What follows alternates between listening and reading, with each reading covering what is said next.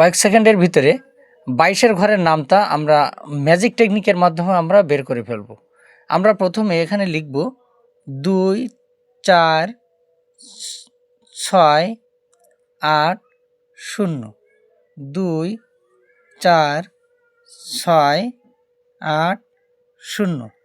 এরপরে আবারও আমরা এই বাম সাইডে লিখব 2 4 6 8। এরপরে আমরা এখান থেকে 11 থেকে শুরু করে বিজোড় সংখ্যাগুলো লিখব 11 13 15 17 19 এবং সবশেষে 22।